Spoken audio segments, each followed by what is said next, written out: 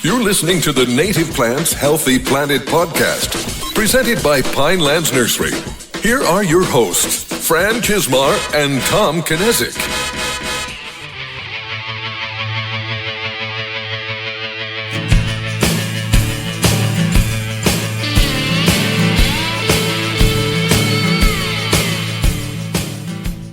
Welcome back to The Buzz, brought to you by the Native Plants Healthy Planet podcast, presented by Pinelands Nursery. I am Fran Chismar. And I'm Tom Kinesic, and welcome back to Native Plants Healthy Planet, where we are buzzing into episode... What episode is it, Fran? I'm not sure. I don't quite remember. Do you remember? I know we were over 198. I think maybe a little more than 199. And I don't think we're quite the 202. No, not 201. yet. Is it episode 200? It is episode 200.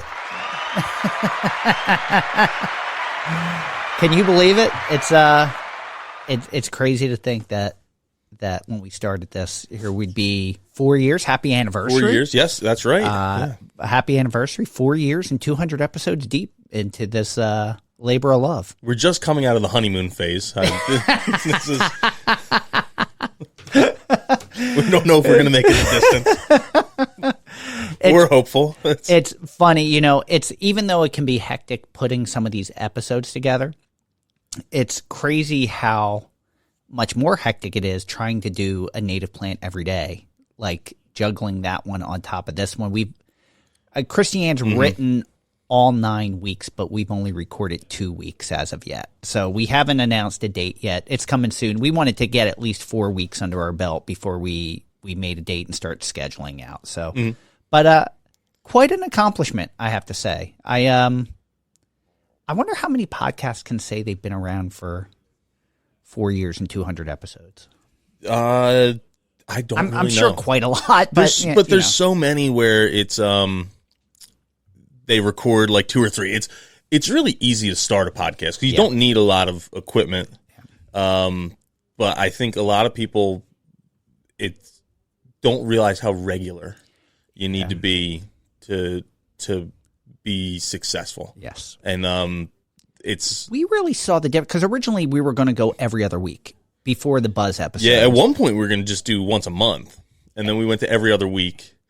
And when we were inconsistent, we saw the numbers drop. For sure. Yeah. For sure. The more consistent we got when we went week to week, that's when we really saw the numbers starting to climb. Yeah. So. And we're really glad that everyone listening has made us a part of their week. And I know there's people who the episode drops at 5 o'clock in the morning on Friday morning, and they're going out for their morning run listening to us. Yeah, and I think that inspires them to run a little faster because they think they can get away from the voices.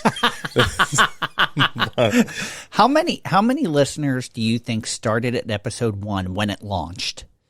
It can't be that many because that first week we had like 200 listens. Yeah. So how many people started at the beginning and are still with us? I don't know. Maybe we leave that as a roll call in our Facebook group. Yeah. At least you had to have started listening by episode, let's say 3. Yeah. So like I know there's plenty of people that have listened to all the episodes and re-listened, but how many people started when we launched or found us pretty early within the first like 3 to 5 episodes and are still with us today? Yeah. I would like to know that. Yeah. It's one of the fascinating things as I was looking through the listener statistics, which I don't really do that often. You do it. It seems like daily. I do it. I have it every once a month, every couple weeks. I used to do it daily. I don't anymore. It's probably weekly. Yeah. I look at this point. But I was looking at it, and I think it was right after the holidays, and I'm like, usually around the holidays, just podcasts in general, people have stuff going on. You take a little dip, and I was like, oh man, we kind of dipped a little bit, and hopefully we rebound from this kind of thing. It's like we want to know people are appreciating what we do. So when you see that there's a dip in listenership, it's like, okay, what can we change to make sure that we're providing the right content continually? And then I was like, but looking back, we still had more listeners in that month, which was our worst month in a while, than we had the entire first year. Yeah. It's like, maybe I shouldn't be so critical about this because we're doing way better than when we started out. My guide is, I think you and I don't want to get too far into it. Like we've talked about like how long the podcast can go. My guide is we've managed to grow our listens every year. Yeah. If we hit a year with a major dip in listens, then I think, well, we can discuss this later. This is going to my take it or leave it, but it's, there's going to be, to me, it's not whether you and I want to do it, it's whether our listeners want to hear it. If people find this valuable. Yeah. So. Yeah. But I think for a little cleanup, since we're talking about very cool things, we still do have 2 copies of Earth and Soul by Leah Rampey that are autographed and ready to be given away. We did announce that we had given them away episode 204, so you still have time. And just as a reminder to enter, you have to leave a review or a comment either on Apple Podcasts, our YouTube page, Podbean, Spotify. And I think that's it. Am I correct? Yes. All right. Yeah. Yeah. I think that's it. I'm disqualified. There's some comments that were left on YouTube that I don't think they were just random comments. I don't think the people actually listened to the podcast. I'm not taking it. Like, there has to be something saying, great episode, thank you. Something relevant so that we know you've listened. You didn't just stop by and leave a comment. Yeah. Randomly. I've listened to another podcast where for YouTube comments, they said you need to put this phrase in the comment so we know that this is a submission. Yeah. Any thoughts on what that phrase could be? Great episode. Yeah. Just to start out with great episode so we know that you at least listened to this episode. Yeah. So, or what do you think? Something a little more specific? Great episode, something we get all the time anyway. But that's a good thing. I think it's a good idea. If you make it too specific and someone sees the comments all have the same then phrase, they just start doing that. Then they know. So I'm just thinking if it's something random that we hear a lot, that maybe I think that would be helpful for us if you added that in. Yeah. But we're excited. I know Leah checked in to make sure we made the announcement. We did. So we still have a couple more weeks. You get another month to enter. So enter. Yeah. All right. What you got? Any follow up other than that? Anything you want to touch on? I know last year I'm a little. Am I supposed to? No. Last year I'm a little bummed. Last year for our anniversary, I had elderberry vodka. That's right. That we took a sip, and I didn't. You know I didn't what? think I had. I don't want the cactus juice. For the longest time, I had a bottle of. Is it DeCoopers? Whoever makes the schnapps. Yeah. Which, if you know what schnapps is, it means you had a fun end of your teenage years. It's more than likely. If you're familiar with that brand. Yeah. But someone brought in. They were helping the parents clean out their liquor cabinet, and they had this unopened bottle of cactus juice, margarita schnapps, and it's been sitting under this table for the longest time. A couple months ago, I brought it home, and I'm like, I just need to get this out of here. Did you try it? I don't think I want to try it. That doesn't sound. I'm gonna try it at some point. I just haven't yet. I know where we get our hands on another stash that's around here. I was looking for gloves the other day. Okay. In one of our lockers that we keep things like that in, and found a bottle of Everclear, which I'm assuming is, I think they use it for cleaning tools. Yeah, but I hope. I'm just remembering that now. I was like, I was going to ask about this and make sure that was supposed to be there. Wow, I think regular rubbing alcohol is probably a little cheaper than Everclear. I don't know. Could be, but I'm sure we use it for something. But I don't. I don't know. Getting drunk. Yeah, I'm gonna go talk to HR after this. Make sure. I don't think I want to do Everclear. That's one of those triggers from like my pre-legal drinking age. Because it was something like when I would be in high school that someone would spike the punch with Everclear or blue Kool-Aid with Everclear. And there's a lot of hazy memories from that. Oh yeah, So, yeah. do you have? I know this is totally off track. Do you have an alcohol that kind of like sparks like, ooh, there was a bad night with that? So many people say tequila, but I've grown to really like tequila. Mine was tequila. Then I drank an entire bottle of 1600. Like, yeah, it wasn't. And then let me just say, Fran's so old that when they were making 1800 tequila, it was called 1600. Oh, it's 1800. Sorry, 1800. I'm pretty sure it's 1800. Yeah, sorry. I drank an entire bottle of 1800, and I passed out. I thought I was going to get sick, and I rested my elbow, like my head in my hand, with my arm on the toilet, and I passed out that way. And the house we were in, the bathroom had a fishhook lock. Okay, yeah. So they could open the door a little bit, and they're like, I got to go to the bathroom, but I'm passed out. So my friends, with how bright they were, they took a wire hanger and undid it and started poking me in the back of the head. Think about it. They could have taken the wire hanger and lifted up the lock. The lock. Yeah. Instead, they poked me in the back of the head and pushed my head in the toilet face first. Yeah. And then freaked out that I was going to drown and kicked the door in.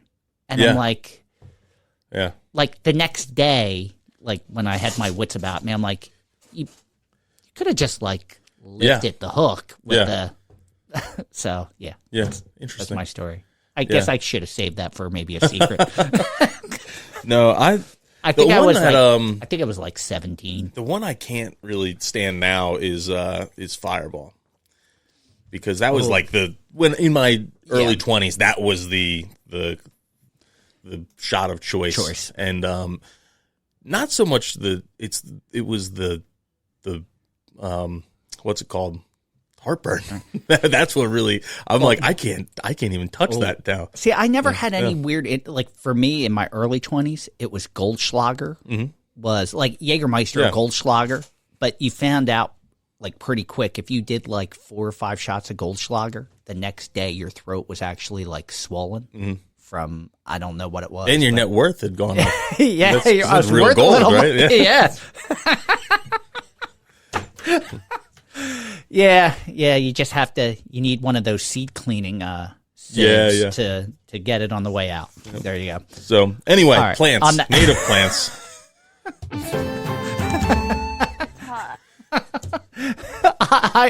I would like you to go first. Yes, because I don't know this plant. Oh, really? I don't know it. Okay, I really don't know it. And to be honest, I don't know if I've ever seen it knowingly. But my plant this week is Chickasaw plum, which is Prunus angustifolia. It's a southeastern plant. I was going to say I've never heard of it. And that is why I'm actually choosing it, because I've seen some great videos coming out of the south and southeast. The one I'll really point out is by Dudley Phelps of Native Nurseries, Mossy Oaks Native Nurseries down in Mississippi. All right. And he had a really good video about identifying Chickasaw plum versus Bradford pear, because down there they have luxury of having a little bit earlier spring, and their Bradford pears are blooming alongside the Chickasaw plum. And from a distance, you just see white flower, similar shape, similar size tree in a lot of cases. Even though Chickasaw plum is a shrub, but those really younger Bradford pears, there's from a flower perspective, if you don't know, they look pretty similar. So he had a really good video distinguishing the two, kind of pointing out this one is an invasive plant. This one has a lot of great benefits for the Chickasaw plum, has a lot of great benefits for wildlife. All kinds of like game animals use it in addition to other wildlife. So a little bit from wildflower.org about this plant is that it's a twiggy thicket-forming tree, 15 to 30 foot tall, with fragrant white flowers. It's flat-top clusters and yellow fruit ripening to red in August or September. Short, crooked trunk and flat-top crown, scaly, nearly black bark. Reddish branches are covered with thorn-like side branches, pale yellow fall foliage. It's thicket-forming, or sometimes a small tree with slender, spreading branches, small white flowers, and red plums. It was cultivated by the Chickasaw Indians and other indigenous people before the arrival of Europeans. This plum is eaten fresh and made in jellies and preserves. Improved varieties are grown in the southeast. So it's Nice. similar to our area where you find beach plum or other areas of the country where you find American plum. Same family, very similar plant overall, similar flower, but down there they're blooming at the same time, and they want to make sure people aren't confusing them one way or the other, saying, hey, that's a good plant, thinking they're seeing a Chickasaw plum when they're actually identifying a Bradford pear, or the other way where they're killing Chickasaw plum thinking they're getting rid of Bradford pear. So I think it helps, like you said, like the nearly black bark. Like to me, that's like a very telltale sign of plum is that that black bark. So where calorie pears or I'm colorblind. Yeah, it's not black. It's green, brown, green. It is, green, more of a greener like gray, like a light green gray. Yeah. So no, that's a great. I'm gonna have to look that up. I'm unfamiliar with this one. Yeah, so it actually does say the native range extends up into southern New Jersey and southeastern PA. That it's rare there, but really it's Virginia, North Carolina, South Carolina, Georgia, Florida, Alabama. It's present in, it looks like, every county outside of maybe one or two along the Florida Panhandle. Kyle hasn't done a video on it yet. I think he did one as well. Yeah. All right. Awesome. Awesome. And he has a great video of, if you haven't seen it yet, with the so this is Kyle Lauerberger, Native Habitat the Project, calorie pear with the what's it called? The earplugs. The earplugs in his nose to block the smell. And they have a fundraiser going on right now, selling T-shirts, like talking about stopping the spread of Bradford pear. So that's an awesome idea. So go support them as well. Yeah, that's an awesome idea. They have an actual like science visuals. Well, science visuals is the Instagram handle, but she designs a lot of their shirts for them, and she's just an incredibly talented artist that draws not just plants but turtles and all kinds of sciencey stuff in like a scientific type drawing, I guess I should say, like what you'd see in a textbook. Very cool. So, I'll have to check that out as well. Yeah. So my choice is a little bit of a preview for next episode and a little bit of a throwback for a Native Plant Everyday, because we did this on Native Plant Everyday Season 1. And next week, coming on the podcast, we have Sam Hoadley from Mount Cuba Center to go over the latest trials. So this is year 3 for him. So last year we did Carrick's with him, and he's coming on to discuss the newly released Amsonia trial. So my plant of the day is Blue Star, which is Amsonia hubrichtii, and that plant is 1 to 3 foot tall with no wetland indicator status, but it boasts a USDA hardiness zone ranking of 4 to 9. Only native to Arkansas and Oklahoma, specifically mountainous regions. It's an herbaceous form of the dogbane family. It has a G3 rarity ranking globally, which is 3 to 10,000 plants, and an S3 state rarity ranking, which is also 3 to 10,000 plants. Can be used as a specimen or mass, or as a border or edging. Great in rock garden plantings, dense mass and rounded. Clump forming, just as tall as wide, green, thread-like, soft, and wispy foliage. I love the foliage very much.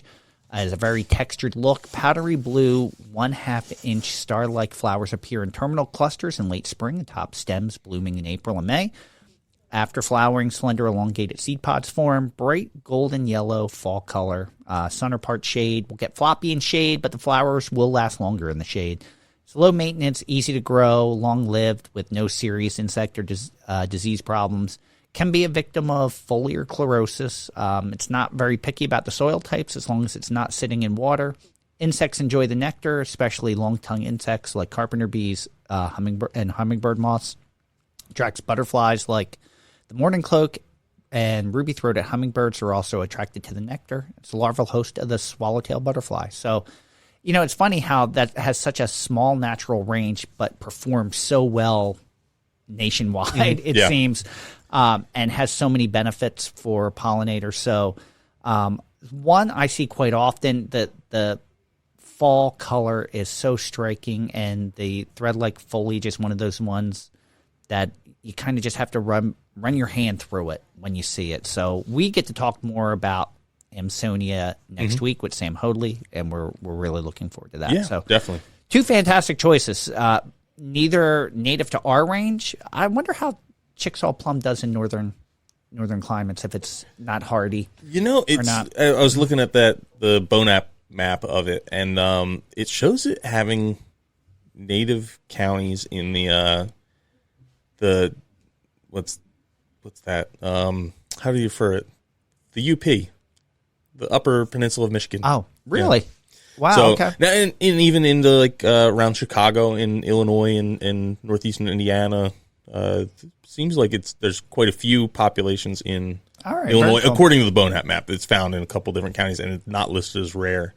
But like on the East Coast, it's that Maryland, it's rare. Southern New Jersey, southeastern PA, rare. It's like that Virginia line is where it seems to pick up. Very cool. And then I was even looking at it. I referenced Prunus marittima, but then you look at the map for that, and it's really native to New Jersey along the coast north. It really does not have a wide native range, where American plum covers up until the Rockies, it looked like. So, yeah. Very cool. Yeah, so Prunus marittima as a comparison is probably not relevant to most of you out there. Yeah, but it gives you a good idea. But two fantastic plants. Get to know them if you don't know them. If you're you have the right conditions and you're in the right area of the country, add them to your property.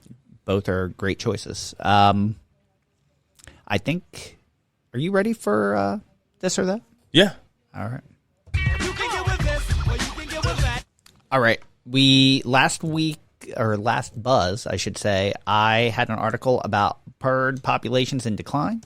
Tom had an article about recycling lies, and we put it up to a vote on the Facebook page, and there's a winner, and the winner is Tom, 18-11. I think we beat the cat issue. We're actually getting a little cat pushback this time. A little bit, yes. A little bit of cat pushback. Yeah. Maybe we've gone to the well too many times with the cats, but I still think it's an interesting thing. There was some great, Joe Stormer pointed out, like if cats weren't there, are they doing some of the work that other predators would be doing? If cats weren't as much of an issue, like, would you still show a decline because other predators would have picked up some of that slack? I don't think you'd see a decline. Yeah. No. I think, and because this is widely researched, a widely researched topic. That's why they're coming up with that big number for decline. I don't think your natural predators are killing as aggressively or as many for sport. Because that was a lot of it, is that the cats were just killing. It wasn't like they were doing it to eat. They were, which you find in other predators, but not as prolific. Especially how the cat population has just boomed over with civilization, I guess. In a way. Exactly. So, that's interesting thought. I don't know if I think that way. I just thought it was an interesting thought that I hadn't had. Yeah. So it was very cool. But as the winner, you get to choose. You want to read first or second? I will go first because mine is a little longer, and that way people tune out for yours. So. I'm going to read them into submission and mine lull them to sleep. Was actually from I'm assuming it's a blog. But it's by a guy named Chris Helzer, who works for the Nature Conservancy, and his page is theprairieecologist.com. This was published on Leap Day on the 29th, and it was titled, "Is Prairie Stewardship Hampered by Our History Goggles?"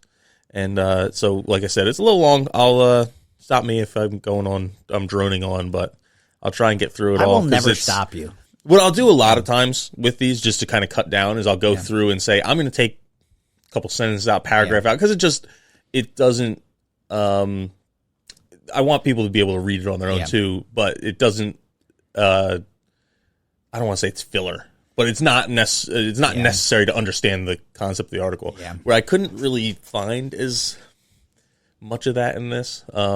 There's like points I'm like, I'll take that out. I'm like, but I kind of want to leave it, so I left it. Do it. All right. It's not that bad. It's mine's 2 pages. I know yours are margined differently, but yours is just over 2 pages. Yeah. It's not that bad. So, ready? Yes. Go for it. I often think one of the biggest issues we face in grassland restoration and management is that we're a little too stuck in the past. This expresses itself in various ways, but I think it's nearly universal issue with everyone involved in prairie ecology and stewardship. To one degree or another, we are all looking backward. Let me explain. An obvious example of what I'm talking about appears in prairie restoration, when someone's goal for a prairie planting project is to create a prairie that looks like it used to a few hundred years ago. I hear this a lot less than I used to, which is good, given the numerous problems with that goal. However, even those of us who claim to be focused on more practical objectives can slip up sometimes. It just feels good to recreate something from the past, especially when the past must have been so great. The same romanticism for the old days affects our management too. Regardless of what our plan says, most of us can't resist glancing around and wondering what a particular site must have looked like back in the day. It's really easy for the resulting mental pictures to start influencing the way we evaluate the condition of the prairie and the direction we try to push through stewardship actions. We don't really think we can get back to what we used to be, and yet I see the impact of those history goggles all the time, both in my head and during conversations with other prairie people. One of the most more frequent appearances come during thinking or talking about plant community composition. Oh, someone will say, that wildflower used to be much more common before European settlement. Or similarly, those grasses species never used to be as prominent when these prairies were surveyed in the 1920s. Don't get me wrong, historic plant community comparisons, community composition can be helpful. It's nice to know how things have changed because it helps us understand why, or at least helps us ask the right questions. Answers to those questions can guide us as we devise management strategies. Where we get into trouble is when we use past conditions as explicit targets for today's stewardship. Our prairies live in a different world than the prairies of old. Habitat fragmentation, rising atmospheric CO2 rates, and nitrogen disposition, climate change, and invasive species are just some of the major factors that have changed within the last century or two. We should expect prairies to adapt to those drastic changes. After all, adaptation is one of their best features. History goggles also come into play when we think about prairie management tools and tactics. How many discussions have you been in that center on the historic frequency and or season of fire in prairies? As with plant composition, understanding when and how fires burned in the past can be helpful, but yesterday's fire frequency shouldn't automatically be today's fire frequency. See above for some of the major differences between historic and present-day prairies.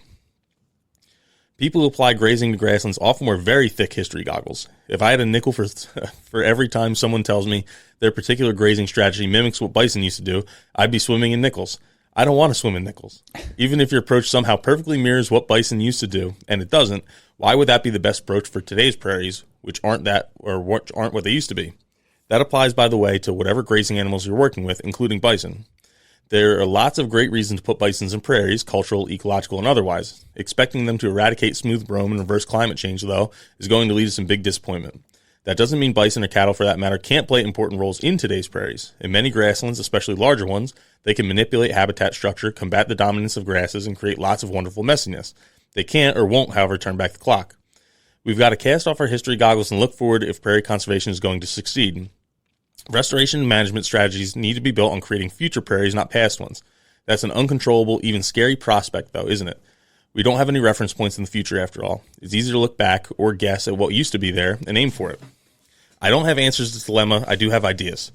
Prairie communities really are good at adaptation. Because of that, I think we should be looking for ways to facilitate and guide prairies as they adjust to new conditions.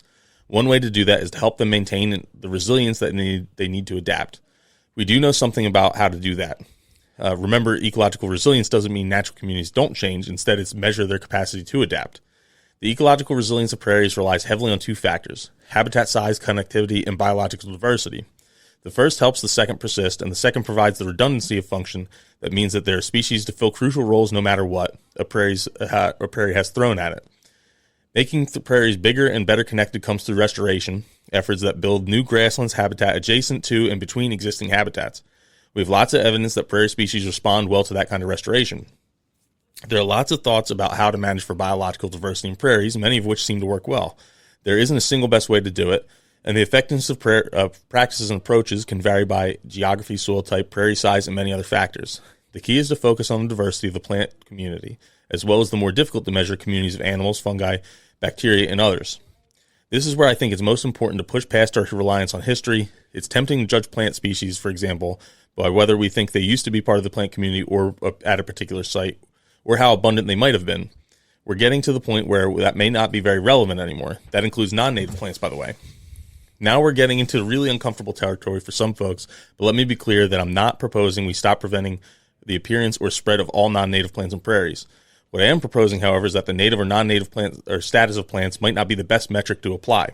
Many of us have already started down this path by looking at natives like Canada goldenrod, for example. As a species that could be problematic, it's allowed to run rampant. Why do we care? Because in some places, it can become dominant enough that it suppresses the diversity of plant community. That's a bad thing for ecological resilience. Non-native plants that have the same potential to suppress diversity need to be targets for management action. However, some non-native plants don't suppress the diversity around them. They add to it. I think that's okay. The immigration of new species into prairie communities is inevitable, so fighting it seems fruitless. In many places, woody plants, native and non-native, are becoming more abundant in prairies. Their success is largely driven by rising CO2 levels, which prairie managers have no control over. That means that in some cases, we're just going to have to figure out how to manage for biodiversity in shrubby prairies. We don't know about how to do that yet. Instead of pouring all of our limited resources into resistance, we'd be smart to start learning about how to manage the height and density of shrubs and see how plant and other communities respond. I could go on, but I think the key point is focusing on ecological resilience, and this biological diversity gives us a target to aim for as we look forward. We can evaluate the success of our management strategies, but whether they lead us to increased or decreased plant and animal diversity, if our prairies are maintaining in their diversity, they should have a good chance at adapting to whatever is thrown at them. It's hard to turn away from history as a reference point for success. You know what else is hard? Failure. It's frustrating trying to restrain prairies from moving away from what they used to be. Why are we subjecting ourselves to that frustration? Let's see if we can learn how to support our favorite ecological communities as they flex their adaptation muscles and find ways to thrive in this new world. So there's a lot there. Clearly an opinion piece. The first thing that really stuck out to me with this is the point that, like, it really is kind of hard to look at something and not think about what it used to be. Kind of because we have that picture in our heads, or we can imagine what that looked like. And it's a lot more difficult to imagine what it could look like in a natural setting. I guess if you're a builder or developer, I build homes. It's like really easy to look at like an open field and be like, I can envision all the houses here. Look at all this one's white with black shutters and a brick porch. Like that's, but it's hard to do that from a natural sense looking forward. Yeah. You're looking at like, when I go to our farm and we're doing this habitat management project where we're thinning out some of the timber, I can kind of envision what it could look like, but it's kind of based on what I think it probably used to look like prior to when it was farmed and then let go fallow and then grow into basically sweet gum and red maple. But yeah, thinking forward is a little more difficult. Like, what could it look like in the most resilient sense? And that's I think this article is a great article and has a ton of great points. This is where I have my internal struggle, is we're looking at it from today to the past. Mm-hmm. 100 years from now, when you think of some of the non-native plants that we have that are non-invasive, we'll be here a few hundred years at that point. Mm-hmm. And create populations. And then at that point, you have to have this, we talk about like, all right, they're removing dams and it's filling in estuaries. Well, that's what an estuary's goal is to be filled in. It's just at an accelerated rate. Mm-hmm. And I look at climate change, like you have to start prepping for climate change. Like, it's almost like you can't go back because it's not what it was. Like, you're looking at a point in history before we were here, and you can't make the houses go away. You can't make all of that go away. Like, we've changed it. So, like... A prime example, and this is it. There was something that forced our hand in this example that is not the same when you go to the middle of the country. Yeah. But you look at the New Jersey Meadowlands, where we got to a point where it became a mess, really. Yeah. But it was there's a lot of reasons. It was diked. It was it became a saltwater ecosystem when it had been a freshwater ecosystem. And they were over timbering they were removing Atlantic white cedar at such a high clip anyway. So it would have been, I think, and why people took this route is it would have been impossible or nearly impossible to return it to what it had been. Yeah. It's just how do you deal with the salt water? Well, one, that was kind of like ruled out so they looked forward and said, well, what can we make this that returns that or some ecosystem function, not the same ecosystem functions, but builds a resilient system that will persist going forward, that is a natural habitat, and that's where they turn to salt marsh. You look at you don't have that same limiting factor in some of the parts of the country that he's referencing. Chris is from Nebraska. So you don't have that in the Midwest where it's like, there is a condition that we cannot overcome that does not let us go backwards. And that's where it makes it a little bit more different. But I agree with a lot of what he's saying. We got to build that resilience system forward, because what we have in the past is just, we're not going to return bison at the same levels as they were. It's just impossible. That even, like, when you bring up the Meadowlands, that sparks like a whole nother conversation. Because I've talked to former guest Terry Doss, the New Jersey Sports and Exposition Center, which is formerly the Meadowlands Commission, that the government doesn't want to put any more money into Phragmites removal because they feel that it's already providing a good enough resilience for what they feel coming as far as erosion control and incoming climate change and sea water rise. Now, there's the biodiversity argument that you're not getting the same biodiversity. Like, you're getting muskrats, you're getting blackbirds, but you're not getting the same Lepidoptera or anything like that. The one thing that we were talking about, though, that with sea level rise and the possibility of the salt parts per thousand increasing over time, that Phragmites doesn't have the same salt tolerance like Spartina can take, smooth cordgrass can take 35 parts per thousand. But Phragmites, I'm sorry, I'm going way off. But Phragmites at 35 parts per thousand will lose 50% of its population. So, are you really doing a service by leaving it? Like, and it's a lot of money. I get that's all, how many research have we said it's just like the amount of money you're throwing into Phragmites, just let it go. Yeah. Oh yeah. Is that the new future? I don't know. Like, I'm conflicted. Like, I really love when we could do restorations for what something was. Yeah. But we've seen restorations not succeed because the conditions aren't what they were. Yeah. Oh, of course. It's there's another good example that they had to turn into more salt tolerant species as the solution was and I'm blanking on the name of it, but Bill Young worked on it with it was an old landfill in Forge, New Jersey. I can't remember the name of it, but originally it was a freshwater system that was so impacted by Hurricane Sandy that the soil actually had a salinity that was killing carrick species. Yeah. So they had to completely, over time it was going to leach out and become freshwater again, but at the time they couldn't. They had to change how they were restoring it to species that could take salt and normal conditions, which delayed the project probably 10 years. I think they're still working on it. I think 10 years later, the project's still being worked on. Yep. So it's, I definitely see his point of view. And, like I was saying, you were never going to have the millions or tens of millions of bison that used to roam that part of the country.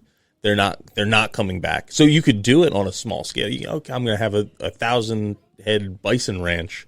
You can't let them loose, like right? Ted Turner's doing it. I mean, he's buying like land connectivity so that he can have bison herds. And even with all his money, it's making it. Is it making enough of a difference? And it creates some uniqueness, but and probably raises diversity. But it's not applicable across the country. I'm looking at fire as another one that when I actually read the article the first time, I skimmed through. I missed that he wrote about fire because that was one of the things I was thinking of.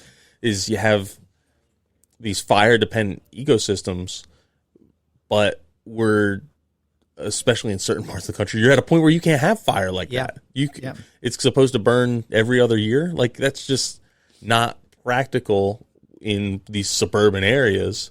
Where, hey, you know what? We can get away with it once every 5 years or once every 10 years. But that just means, hey, we need to manage for an ecosystem we can do that and we can manage it that way, looking forward into the future. So, yeah, it's I I wouldn't say I agree with it wholeheartedly, but I think he brings up some really valid points. And what I hate about feeling this way is I really love so much of what Dwayne Estes and Southeastern Grasslands Initiative is doing, because it ties so much of the history in.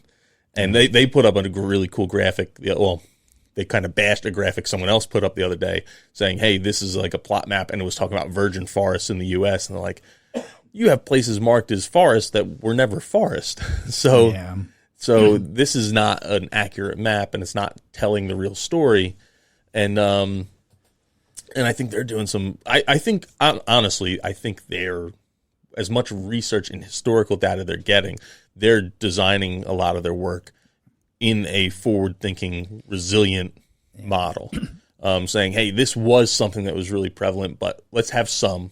And if it's going to come back, it'll come back. But we need to make sure that this is going to exist as hands-off as possible for the next 100 years. And I'm becoming less militant in my views as we progress through this podcast, because the point where he was saying non-native species eventually are going to assimilate themselves into the prairie.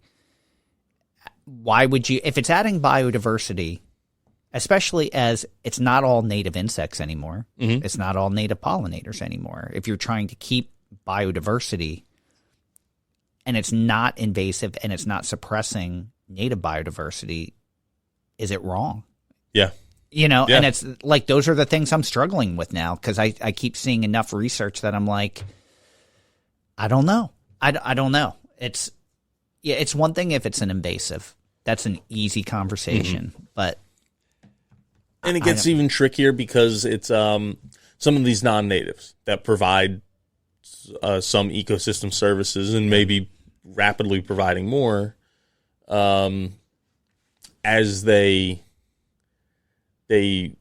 become more prevalent on the landscape, where they're not they say it's something where you need some erosion control and berries for, I'm trying to think of a good species that fits the bill, but something that has these ecosystem services, as they become more prevalent, all of a sudden they have breeding populations and they do become invasive. And now but how do you measure that? I guess is it's like anything else. So we, at this conference I was at, we kept having the conversation, and then you see articles that support it, like science that supports it, like how many invasive plants became invasive because of fragmentation in deer population. Because while deer weren't ruining the understory of our forests, there was no disturbance for invasive plants to be invasive. Yeah.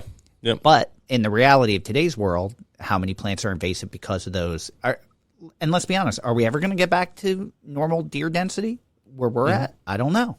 Maybe not. So I don't know. Too many questions.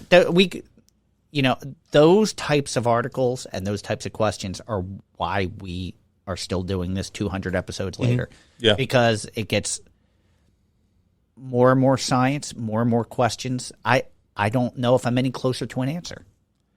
Oh yeah. Yeah, I don't know. If anything, I'm more confused than I was when we started 4 years ago. And then you throw in climate change and what should we be planting for the next 200 years? Like we're now starting to look at where do we need to, like, not what should it be now or what was in the past. What is it going to be in the next 200 years? Yeah. That's the way we need to be thinking. And it's sometimes maybe that goes outside of the native range. I don't know. So, all right, Fran. I'm a little wrinkle I'm going to throw in this is, all right, what do you have this week? And while you're introducing your article, I'm going to go grab my water from the other room. I'm starting to get a little parched and feel like I'm stumbling over my words. I almost did that. Like I'm almost out of water. You want me to fill yours up while I go get it? Please. All right. I don't know. The cough is back all of a sudden. This is a one-day thing, but so my article actually ties in a little bit to Tom's article with what we've been talking about. The name of my article is Car Fumes, Weeds Pose Double Whammy for Fire-Loving Native Plants.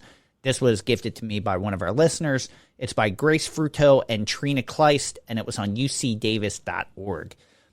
Springtime brings native wildflowers to bloom in the Santa Monica Mountains, northwest of Los Angeles. These beauties provide food for insects, maintain healthy soil, and filter water seeping into the ground, in addition to offering breathtaking displays of color. Thank you so much. They're also good at surviving after wildfire, having adapted to it through millennia. But new research shows wildflowers that usually would burst back after a blaze and a good rain are losing out to the long-standing double threat of city smog and non-native weeds.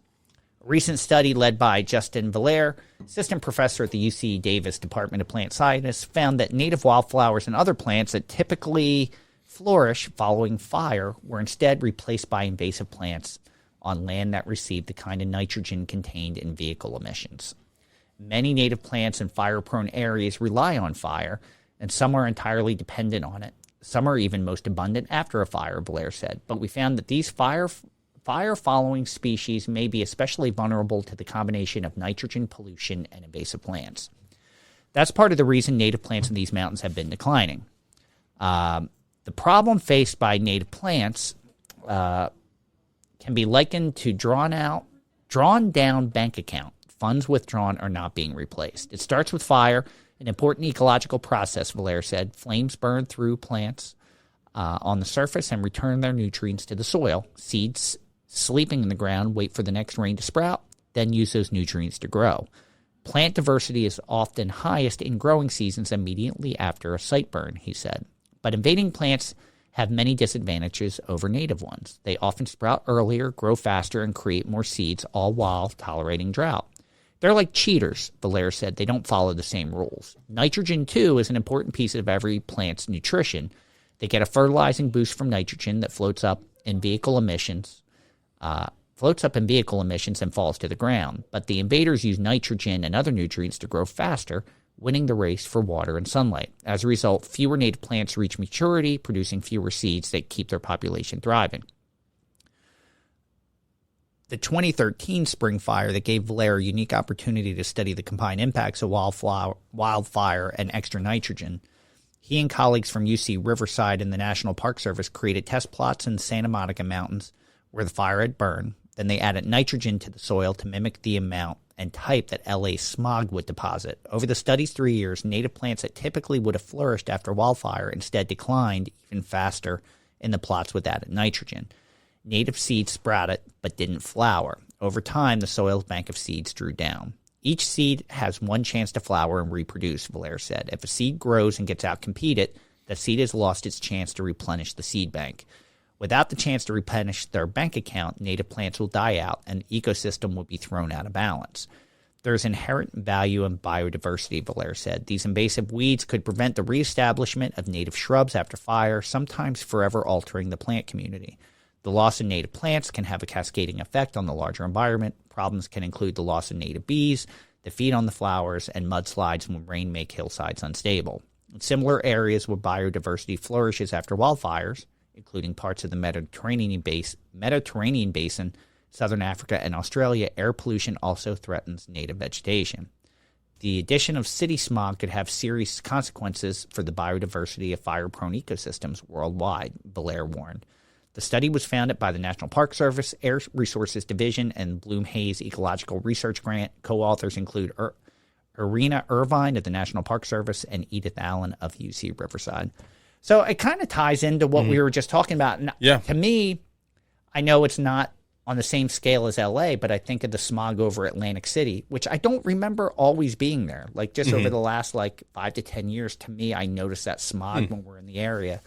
And I think of outside the Pine Barrens, like how is that going to affect, were they still managed by fire, or we do get wildfires naturally? But we talk about how things aren't the same. You do have vehicle emissions. You do have extra nitrogen, and we know that invasives thrive on that nitrogen-rich soil as opposed to sometimes the nutrient-poor soil that our natives thrive in. So as things change, as more nitrogen gets captured into the ground, where you could manage by fire, maybe you can't manage by fire. Can be detrimental. To the cause. Which and that's in just outside of a city environment, which has its effects over decades. Yeah, and then it's one of those things where like I'm thinking of the Pine Barrens. It's if you don't have that fire,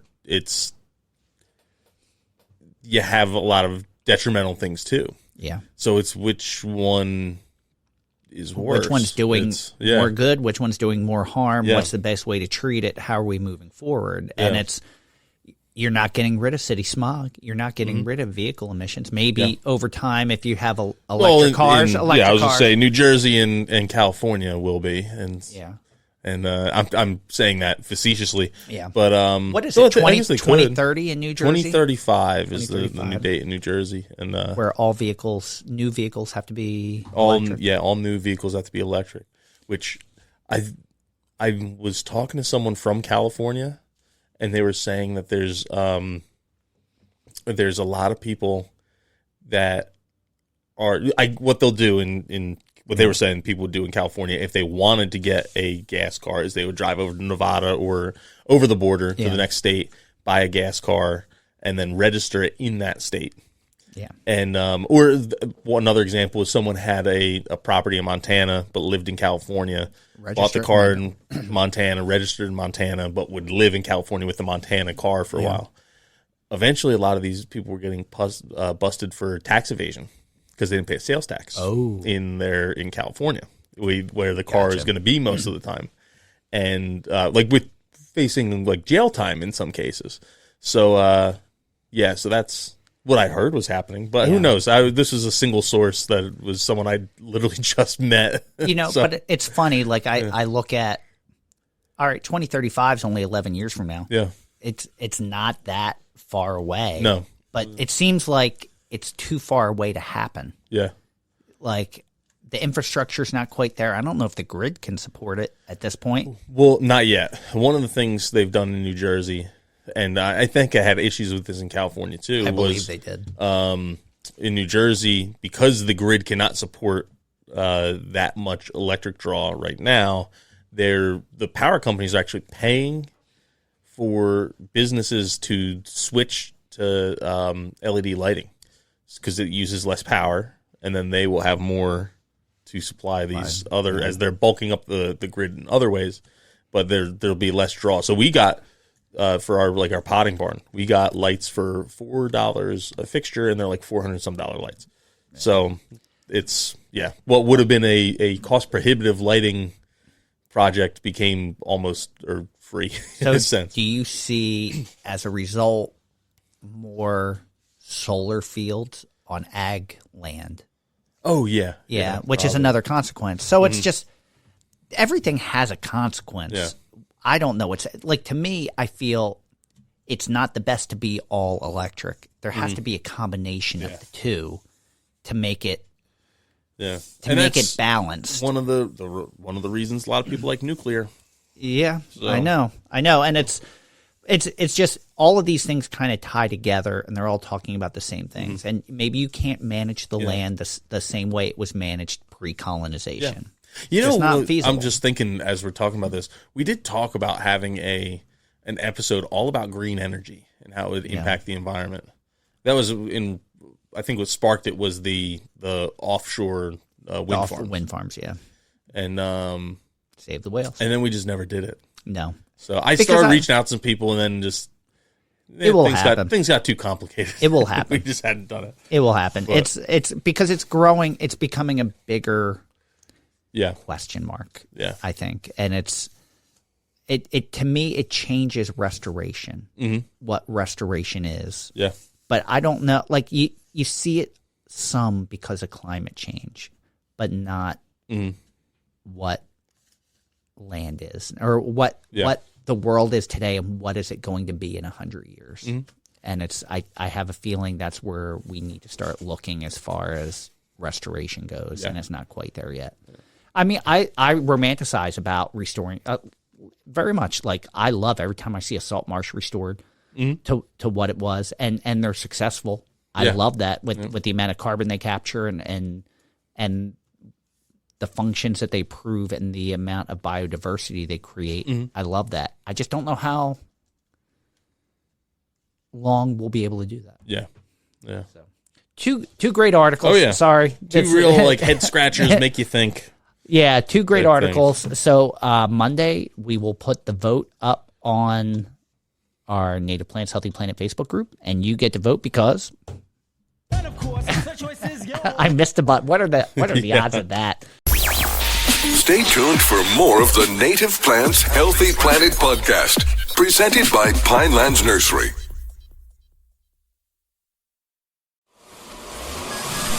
Welcome back to the Native Plants Healthy Planet podcast, presented by Pinelands Nursery.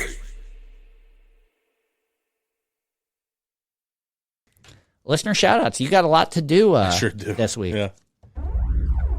Listener, shout out. I'm going to go first, so you can you can prep for Yeah. your long list. Do my vocal exercises. Yes. I wanted to thank both Jamie Toohey and Tyler Kovac, both for their kind emails, sharing the changes that our podcast have made in their lives, how they view things, how they've connected with other people. I appreciate both reaching out to us to kind of share their story with us a little bit, and it means a lot to us. It really does. The fact that what we're doing makes a difference in other people's lives, because it's making a difference in our lives. It's nice to hear the feedback of what it's doing for all of you. Yeah. All right, what do you got? All right. We had Dina R. Boothot. Do you remember how to say that? Bootho? Bootho, maybe. I don't think this team. We're gonna catch heck for this because Yeah. I know they correct. Boot. Yeah, I'm I gonna remember say this one before, but I don't remember. I should have just kept my mouth shut. Anyway, Bootho. They Bootho? commented on Spotify with the Land Ethics Symposium and said, "Great episode." I really appreciate that. Yeah. That was a great conversation with our friends that we always love the opportunity to have those conversations. Yep. We had Kate Kubera Keating also on Spotify with that same episode about the Land Ethics Symposium, wrote that they love the perpetual encouragement that we are providing for the people who are new to native plants or people who are considering a career change into the native green space, which we also appreciate doing. Yes. We had Denicey Nice on Spotify about our Recycled Topics Buzz episode, saying that they remembered walking on a patch of prickly pear and their grandfather was pulling the tweezers, pull the barbs out of their foot. That was because my plant, for those looking for a prickly pear update, it is sitting in the still same sitting. spot, and it looks no worse than it did. No, it looks about the same. It's we had Joanna from one of our Canadian listeners who is a listener because we're hired their business to do some stuff here. Yes. And she was here last week, and she came in here and saw the prickly pear, and she's like, "That is a really ugly cactus." so Joanna, you get a shout out too. There you go. Then we had, oh gosh, how am I going to say this? I don't even know. H6AMYMCRUKOOP X8R9U2SX47D1. That might have been their password that they entered there, like the little auto-generate passwords. On Spotify, on the Meet Fran episode, said they really enjoyed the interview and wanted to ask how AI is going to affect our nursery native plant movement. My first thought was, I wonder if this comment is AI generated. Yeah. It's an interesting question. I think it's going to help us.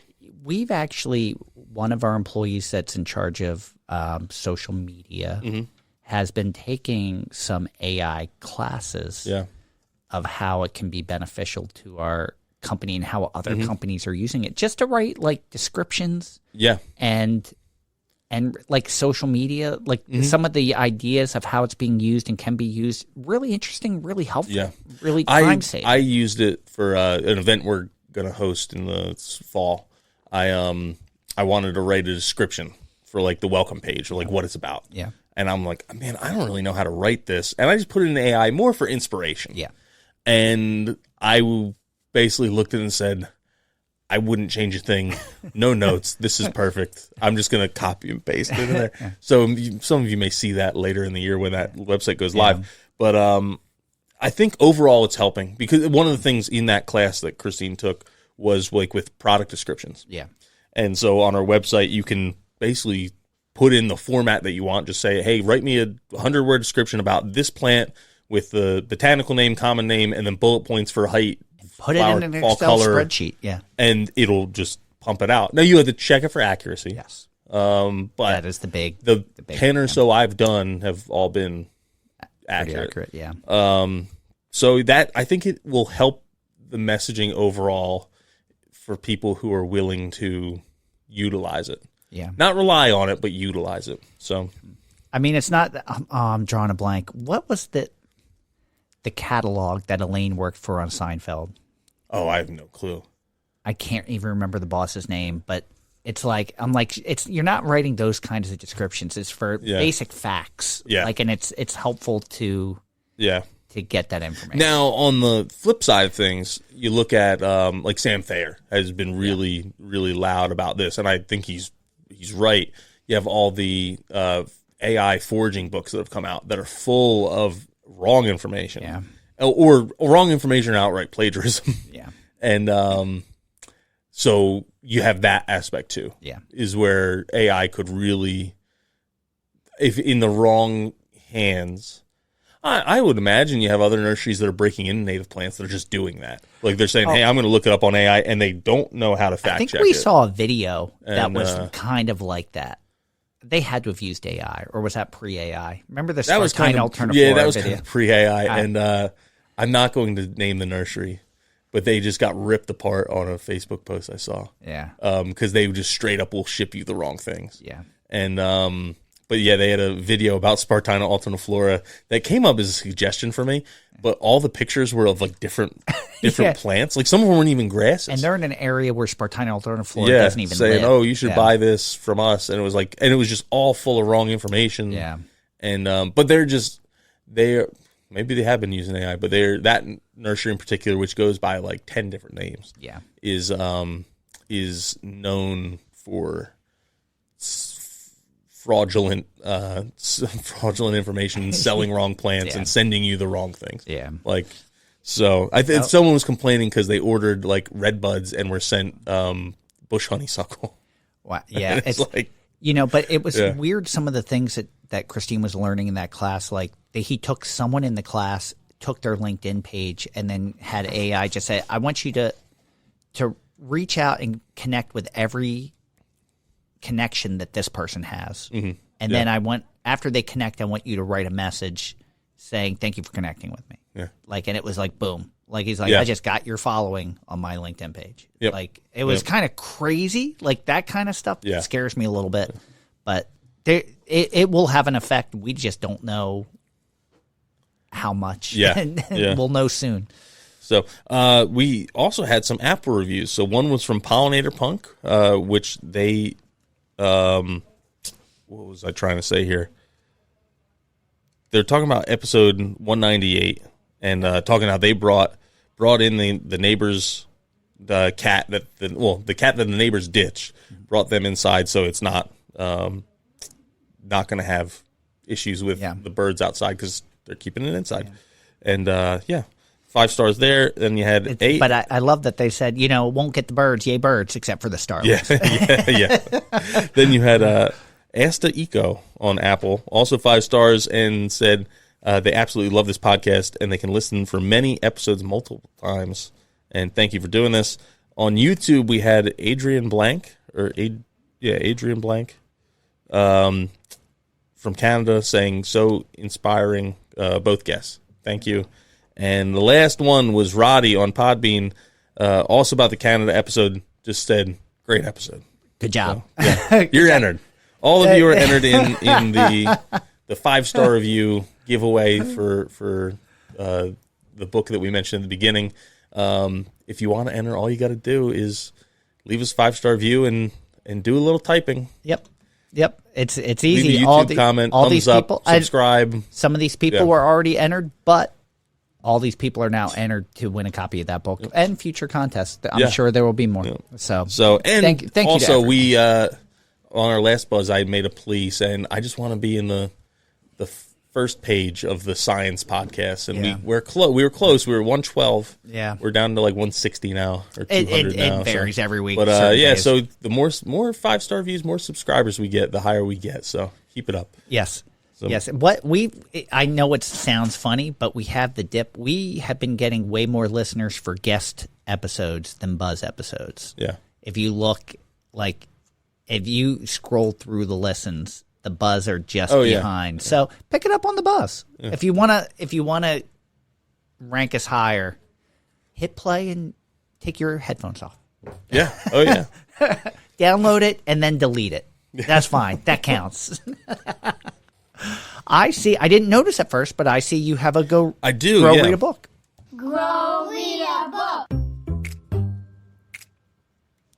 I like books. All right. What do you got this week? So I reread a book I read as a teenager called The Pine Barrens by John McPhee. All right. So if you're from New Jersey, and especially if you frequent the Pine Barrens or know about them, you may have already read this book, but I'd recommend this book.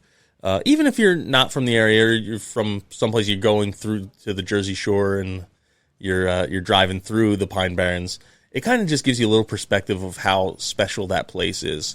Not just the ecology of it, but the people as well. Now, the book came out in 1968. Wow. But what's interesting is it's really still a lot of it is fairly true. The charcoal industry is a lot further gone, and the iron industry was long gone then, and is even more long gone now. But the people are still just as quirky, and I don't think much has really changed in the last, what would that be, 60 years almost, right? Well, I'll be 54 this year, like 56 years. Yeah. So since the book was written, like, you go through the Pine Barrens, so many, you can picture a lot of the things that he's talking about. He doesn't talk as much about like the plant life and all that as someone interested in plants might like. But if you have any familiarity with the Pine Barrens, is a really cool book. Just talking about the people, we refer to them as Pineys in our neck of the woods. Yeah. And they're a little different. They're a little different. Doesn't mean they're not bad people. Born, raised, not leaving, been there for generations. And I spent a lot of time down there. And one of my dad's thing when he gave me the book when I was a kid was he'd worked in the pines in the 70s and 70s and 80s. 70s and 80s. And so there's names that were in the book of people that he knew. And where our town is, where I grew up, is just outside the Pine Barrens. You have a lot of crossover in names there, too, where people had lived in the Pine Barrens, and this was kind of like moving to, I don't want to say the city, but moving to, like, out of the woods and into a town. Yeah. So people would have relatives that were in the Pines. So there's a lot of familiar, like, last names in the book as well. So just an interesting read. And it really, the message I wanted to put out with this is find the books about your area, or like the little special areas in your part of the country. They give like just such cool insight to what's going on in your part of the world, and some of the history, and then some of the people, but also of the country too. So awesome. And this book, being outside of New Jersey, might not be as special to you, but you may have a similar book that's about your part of the world that is equally special. I have some book recommendations for you. So, all right, the conference I was at in Virginia 2 weeks ago, which was the formation of the, I'm probably gonna say it wrong because we flip flop so many times on the name, the Resilient Landscape Coalition. Okay, yeah. We had a conversation about books. What industry books have you read? So I was sharing some of the books that you've read or that we've read because of the podcast. Yeah. And here's some books that I hadn't heard of that were recommended. So I'm going to throw them at you. See if you know them or if you'll read them. All right.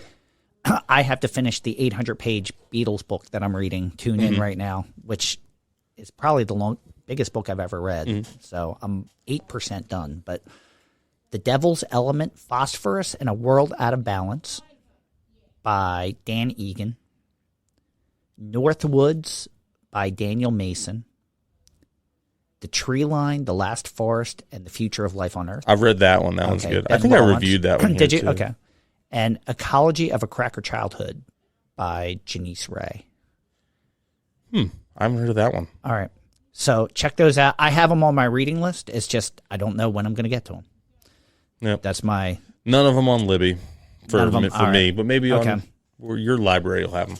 I haven't looked yet. I got to put them in my wish list soon. I just don't know how long it's going to take me to read this book.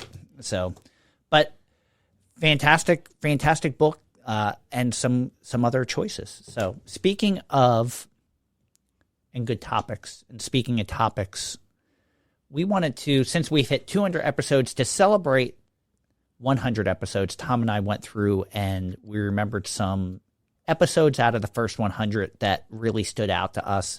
Not necessarily top episodes, but just episodes that we enjoyed. Sometimes episodes that we really enjoy don't necessarily relate to listens. So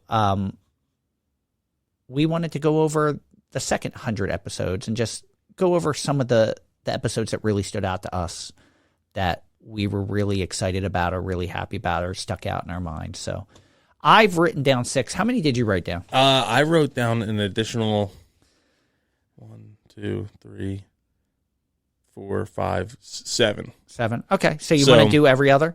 Like, yeah, we can. They won't be in order. You go first, and then All right. I'll... Number 1, and so Fran had so many that I would have put on, and there was a bunch. The ones I added were ones I'm like, I'm surprised Fran didn't put these down. I deleted. I had 12 and then cut it in half. Yeah. So, I took out some of the top episodes that there were some that I'm like, I can't believe I'm leaving this off, but I can't mention them all. Oh yeah, yeah. It was tricky, and we didn't put any Buzz episodes on there. No. Primarily because I don't remember what we said on most of the Buzz episodes. With a guest, I can kind of recall what was the conversation was about. But the first one, this is episode 124, so going back quite a ways. And there was some in like the 102, 10. There's Insect Crisis by Oliver Millman was like 104. Yeah. And I'm like, I'd love to put that on, but I'm not. I had that and took it off. Yeah. Talking about books, that's a very cool book to read. Yes. But I put on, actually the first 2 I have on my list are ones I did without you. So I had the Moth Night episode, which was 124, and that was it was a really fun night. Bill, Blaine, and I have talked about doing that again, and just not necessarily recording, but doing the Moth Night again, and just kind of sitting out there and having a beer or two, and having the radio on, hanging out. It was just, it was a lot of fun, and I learned a ton. I actually signed us up for another Moth episode somewhere else. Yeah, so, all right, cool. We talked about doing one at Mount Cuba with Ellen because That's right. she's doing moth research right now, and thought we could combine it. We had another idea of an episode with Mount Cuba and thought, we can go down and do an episode there and then do Moth Night also, and thought it would be kind of cool to kind of tie those in. Oh, yeah, for sure. We're definitely going to do some Moth Nights. Yep. So Yep. I just thought, I was like, oh, she's doing moth research? What perfect timing. Yeah. And some of those areas you can definitely get in the middle of nowhere. Yeah. And see what you get. And one of my favorite parts about that episode, for as bare bones as it was, is you could hear the background noise, which I'm sure drove some people nuts. But it kind of gave like a really cool ambiance to it at the same time. So, yeah. Very, very cool.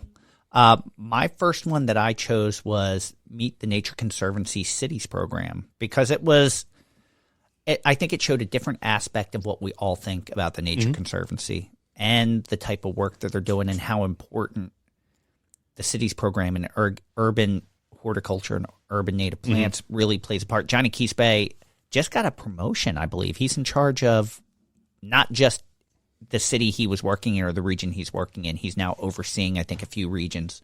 So I was really excited for Johnny to get that promotion. But it just really opened my eyes to some of the problems of working with this in the city because people have different priorities in their life. Yeah.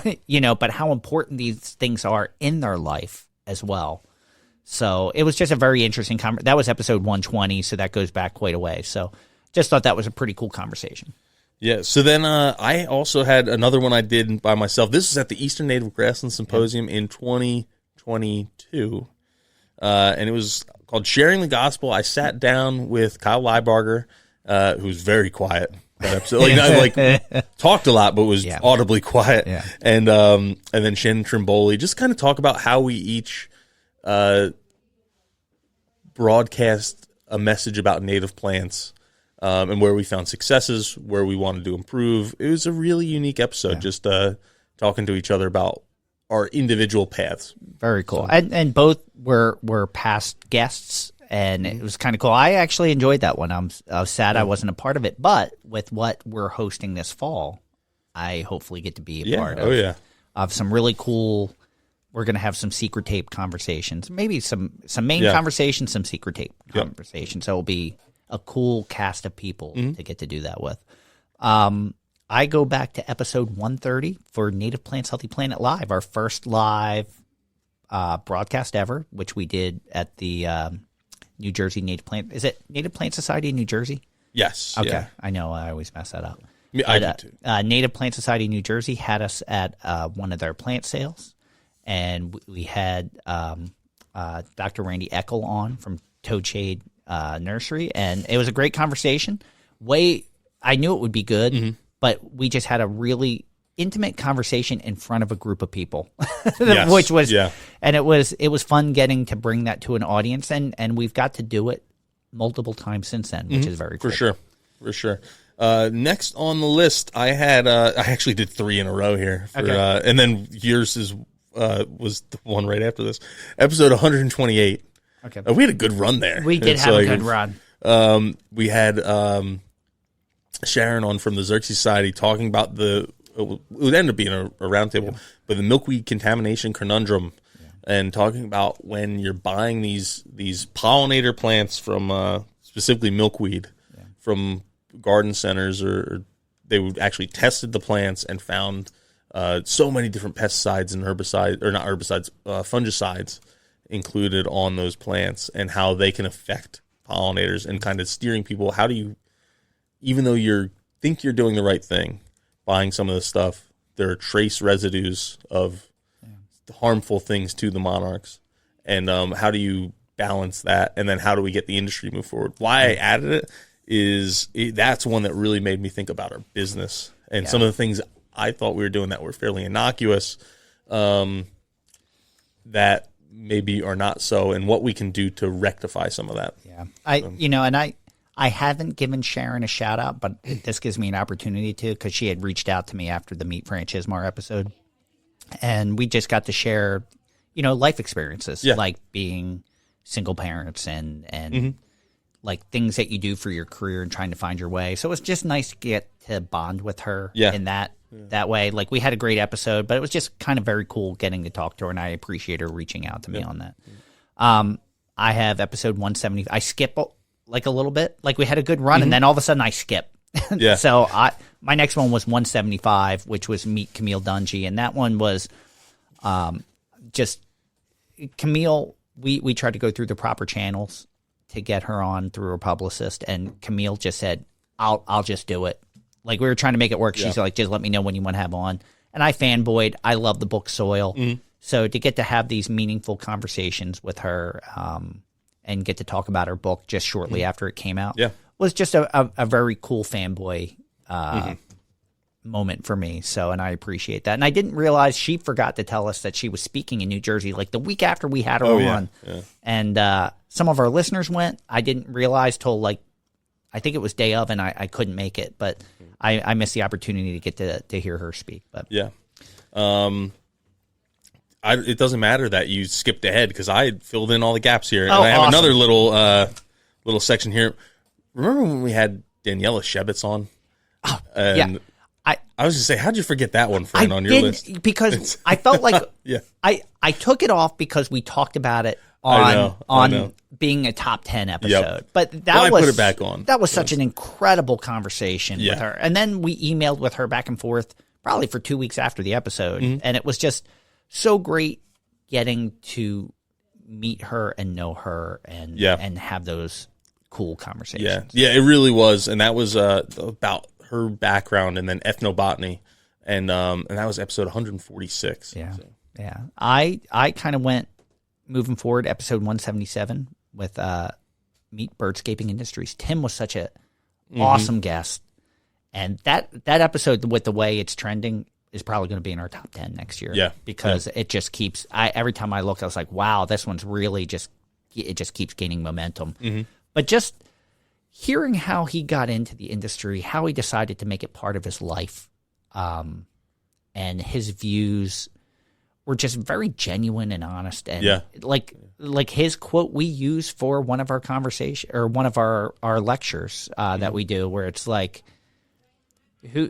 I'm trying to remember the exact quote now. Who do you want to be popular with? I want to be do you want to be popular with people or birds? Because I want to be popular with the birds. And I get it. I totally get it. And I know there was an Ag Society dinner this past weekend, and Christiane was texting me saying her husband was very disappointed I didn't go because now that he's into birds, he wanted to have a bird conversation. No way. Yeah. And it made me think of Tim, and it's just his attitude is very infectious, and you see it on social media, LinkedIn. Has such a popular following because he has such great insight and great content. Yep. Going back, and I included this one too because how could you not love this episode? 156, all about American chestnuts. It was our most listened to episode ever. And we did just talk about it, but man, that was one, and so much has changed that we want to do a revisit to that. We have to just over the last year since we did it. We got to dive back into chestnuts and what's going on now, and what's the next step. It's funny how we talk about chestnut all the time. Like, I have a chestnut conversation at least once a week. Yeah. Oh yeah. So do I. Oh. Which is awesome. I'm glad that it's on the tip of everyone's tongues. I go to episode 181, which is Meet Griff Griffith. And, man, just such – you talk about someone like to me, he's the epitome of like what Doug Tallamy did in book he's doing in social media to raise awareness, because he's just such a personality and such a love and has such a unique history and story of his life and what this industry means to him and what he's trying to do to rise above, and people are noticing, people are listening, people are following, and I just love the work that he does, and he'll lift everyone else up with him. Oh yeah, he'll promote. I've seen him share Kyle Ibarger's videos. He'll share anyone's videos, just if it's a good message and it does the cause good, he's all for it, and he does it in such Jumpstart Nature. I'm waiting for season 2. It's going to be it's just such a wonderful, unique voice in our industry, and I'm glad he's doing it for our causes instead of some other cause. Oh yeah, going back a little bit, I had episode 160, which was Meet the Native Plant Trust with Uli Lorimer, another one of our top 10 episodes, but just one that was so much fun. So. I spent 3 days with him 2 weeks ago, and he's like, "When are we doing our second episode?" And I'm like, "All right, well let's think of something controversial to talk about, and let's have those conversations." So, although I heard, I wasn't at his table at dinner one night, but they were talking about his childhood. I think we need to have him on. Oh yeah, and talk about some of his upbringing. Okay, so I have a feeling he was a little wild in his earlier years as well. And then my last one that I have is episode 182 with Meet Project Paw Paw. Adam was such a great guest and so knowledgeable, and especially not to say you can't be young and knowledgeable, but at his age, the passion and research and knowledge that he has was so insightful, and it was great that was one that we had him in person, and Adam came in and sat down and talked to us, and it was so well received. That's another one. Every time I look, it just keeps gaining momentum. I wouldn't be surprised if that one's in the top 10 next year as well. And we're only in the beginning of March. Who knows what will be in the top 10 next year? And then the last one I had is actually a twofer. All right, and because it was one of the most ones I had the most fun putting together. And that was our native plant trivias, which was episode 132 and then 166. And they were a lot of fun. And it's great because we get to have our friends in here and have a little competition and have a fun. It's almost like a party. We got to do a native plant trivia that involves drinking. Can we do that? We've talked about it. Like I said, I brought the cactus juice home, so I can't offer up that. Can there be one where every time you get an answer wrong, you have to do a shot? It could be, yeah. We have to make arrangements, driving arrangements. And I think Santino said he wanted to be there for that one. He did say he wanted to be there for that one. Yeah. Or you have to take a good swig of a craft beer Yeah. or something. What I'd like to do, what would be a fun way to do it, is to do it, get a bigger group. Like maybe we have to share microphones or something. We could do that. Find a way to have like 6 or 8 people in here. You And could then do 2 people at each Yeah. microphone, Yeah. like double it from 4 to 8. Yeah. You know, or maybe 7. Like you need your own microphone if you're running the questions, but maybe put 2 people at each microphone. Yeah. And we could.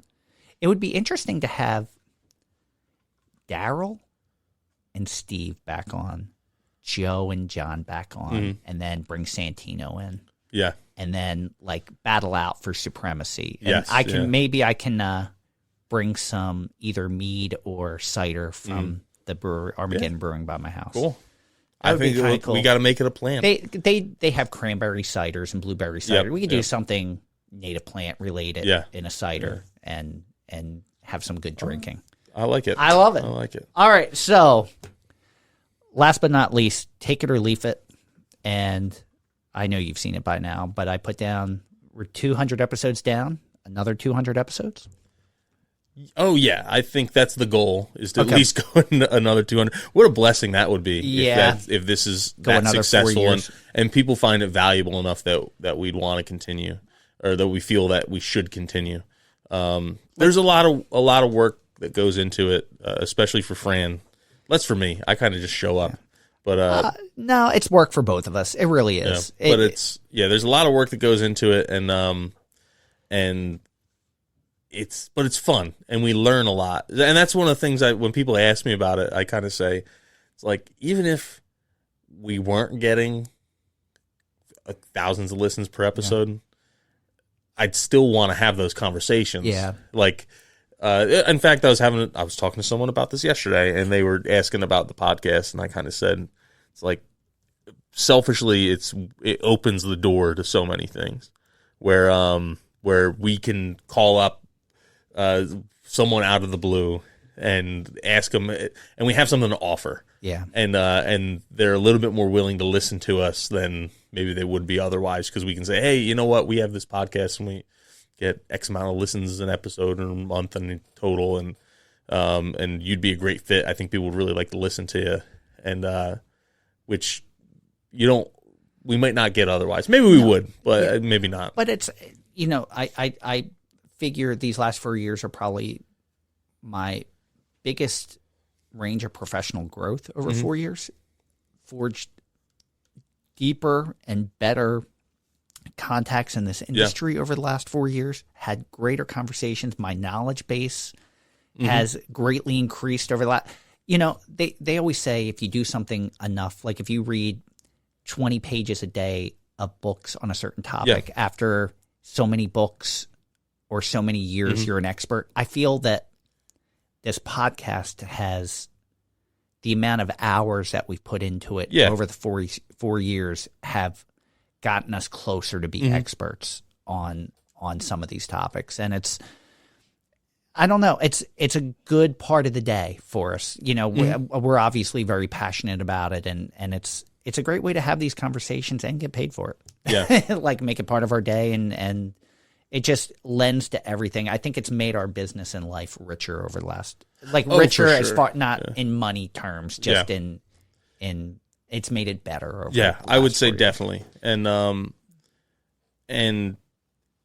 it's a unique format. I'm glad we have that Facebook group, because it lets us interact with some people at least. Yeah. But the other thing I tend to tell people is, like, it's really strange because it's two of us having a conversation with one person on a Zoom, and it's like, you have to kind of remember that there's you don't know how many people are actually going to listen to this on the other end. Yeah. And we're really humbled by that. So I know we say it often. We probably don't say it often enough, but we're just really glad so many people take the time out of their day and make us part of their routine, whether it's set or 5 a.m. on a Friday morning, or while they're washing the dishes on a Sunday night, or somewhere in between. But and we know we care about it and could do it forever. To me, and I started to touch on this at the beginning, as long as we're flatlining or experiencing growth every year, I don't have a problem doing it. When we start taking dips per the year. Like we have a year and Yeah. listens are down. Yeah. Then to me, maybe we either need to change some things up or it's time for it to be over. But I'm looking forward to 5 years because the 5-year anniversary for us will be 5 years, 250 episodes. We'll be over 500,000 downloads at that point total, without a doubt. So, and as long as we're experiencing growth, I'll do it Yeah. till I can't do it anymore. Yeah, I'm just looking right now, and it's interesting how we've almost doubled every year. Yeah. We'll see if it happens again this year. Yeah. But We're starting off stronger. Yeah. We had better months last year, but we're starting off stronger than where we started off Yeah. this time last year. yeah, so. for sure. So as long as you ride the same ups or downs, we should be in really good. I would love to at least match. I'd love to grow over last year. Oh, yeah. That would be going in 5 years, experiencing growth every year. I don't know how many podcasts can say that Yeah. at the level that we're at. Yeah. So it would be very cool. My goal for a native plant every day, and I don't know that this is obtainable. That's one we have to revisit after every year to say, can we do this again? Yeah. Oh, yeah. It would be cool if we were able to do 365 episodes, so someone Yeah. could literally listen to an episode every day for 15, Yeah. 20 minutes and Yep. learn something new. Like at the end of this year, we'll be over 100 episodes, but that's 3 years, which means we'd have to do another 6 years. I don't know if Oh, that's going to gosh. happen. Yeah. I honestly can't Yeah, that one is predict that one because that it's probably I would feel like it's way more prep. Not for me, but way more prep with way less listens. Not every Yeah. we don't even have half the listeners that this podcast Yeah. has. So I don't know. It would have to really spark up and get a lot of listens Yeah. for us to keep doing it because it's just a lot of work. Like we even try to do it at a time of the year where we're not busy, and that doesn't really exist anymore. Yep. So it's this year. Last year was hard. This year it's already harder. Oh yeah. So it'll be interesting. I enjoy it. I have fun. It's not like it's they're a blast. It's just finding the time is tricky. it's So, the hardest part. So But- although if you want it to keep happening, you can all listen. Yep. Exactly. There you go. So, all right. Well, that's going to wrap us up for today. Thank you again for joining us. We are so glad you spend part of your week with us each and every week. We hope you enjoyed listening to this Buzz episode. Thank you, everyone, for listening to Native Plants, Healthy Planet, presented by Pinelands Nursery. Thank you to RJ Comer for our Buzz intro theme music. I believe the name of it's Nightly Suicide. And once we heard it, when RJ opened up his catalog and said, take what you want, that one just seemed like it called to us. Like we knew that was the one. So thank you. It wouldn't be the same without you, RJ. Make sure you stream or buy his music wherever you consume music. Check out his Americana playlists on Pandora. Dave Bennett, thank you for our Native Plant Anthem. You can follow us on Twitter at Pineland Nursery, Facebook at Pinelands Nursery NJ, Instagram at Native Plants _Healthy Planet, YouTube at Pinelands Nursery. Don't forget about the question and comment line. I was kind of hoping someone would call in to wish us happy anniversary, but we had no calls this week. So you can give us a belated anniversary at 215-346-6189. I will repeat, 215-346-6189. Oh, how about this? If you call and leave a question or comment, you're entered into the I like that, contest. too. We have to do that moving forward. We can't go back Yeah. and find out. But moving forward, if you call in with a question or a comment, you'll be entered into our contest. And we'll also try to play your question or comment on a future episode of The Buzz. And man, I don't know what's going on with the Native Plants Healthy Planet Facebook group. There has been a ton of new members over the last 2 weeks. I don't know if it has to do with the American Beauties episode because I know they shared it on all their social media. So, but and that episode's soaring up the charts. Yeah. So, thank you to all the new members. Hope you enjoy being a part of our community. Yeah, so you can buy Native Plants Healthy Planet merch at our website, www.nativeplantshealthyplanet.com. A whole bunch of stuff up there, and like I say every time, we don't keep any of the profits from that. We do keep them in a PayPal account until it reaches a couple $100, and then we say, hey, someone else deserves this more than we do, and we give it away. So that's one way we can kind of give back a little bit, and we'll also have people look fashionable and have a native plant message that they can wear. And we're going to have new shirts eventually. Yeah. They are going to come. We just have to do it. We should, we really need to have our fashion designer coworker Should we do it? actually do this. Should we do a native plant everyday shirt? The new logo is pretty cool, awesome. Too. Yeah, that would be pretty good. That would be I think cool. that's a good idea. Yeah. And then you can listen to Native Plants Healthy Planet really wherever you're listening right now, whether that's on Apple Podcasts, Spotify, Stitcher, not Stitcher, Podbean, iHeartRadio. Yeah, anywhere you listen to podcasts, you can find us on YouTube as well. So, Fran, do you have any secrets to share? I don't. There was a really good one. When I met Denise Alvarez, she was saying, keep the secrets about your son coming because they're awesome. They're really good. And he did something the other day, and I'm like, oh, this has got to be my secret, and I can't remember what it was. Did you do the cry one? Was that the secret last one? Yeah, I you did do that one? Okay. I think it was 2 episodes ago. All right. Or 2 buzzes ago. How about church? Oh, he's been a character in church.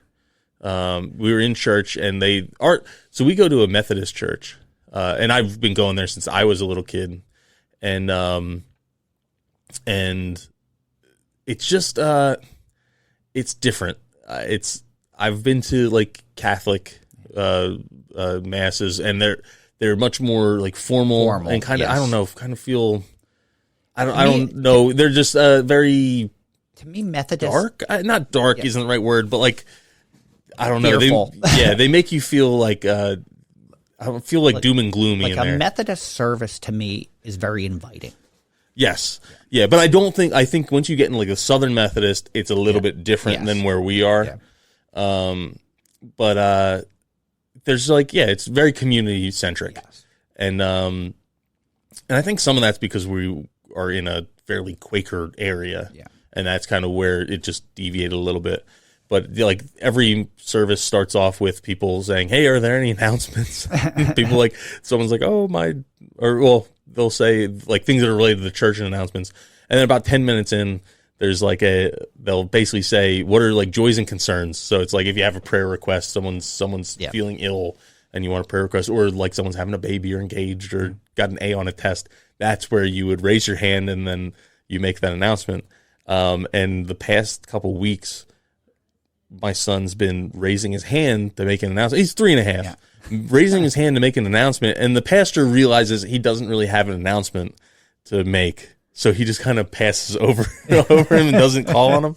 But this, not this past week, but the week before, he again Graham raised his hand, and then no one else was like had a joy that week or something that went right. She's like, Graham, what do you want to say? And they gave him the microphone, and he's like, hi, okay, and then just starts like clicking. And he became part of the service. Like later during his sermon, he actually included. He's like about. Like sometimes you're like a 3.5-year-old and you don't really know what's going on, but you're having fun. So that was. Oh, that's awesome! Awesome, that's a great secret. Yep. Very cool. All right. Well, with that, thank you, everyone. I'm Tom, and I am Fran. Thank you again, everyone. Here's to another 4 years and another 200 episodes. We'll see you again next time. We have Sam Hoadley from Mount Cuba Center coming on to talk about Amsonia. Until then, keep it native.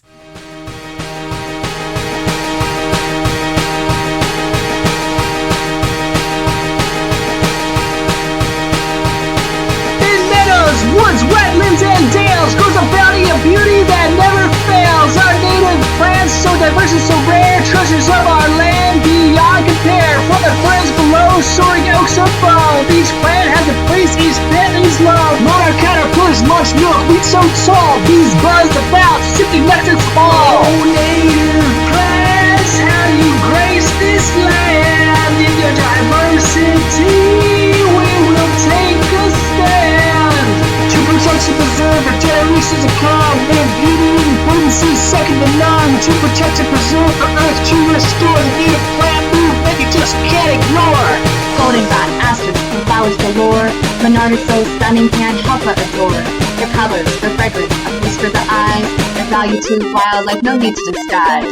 Native plants, how you grace this land. In your diversity, we will take a stand.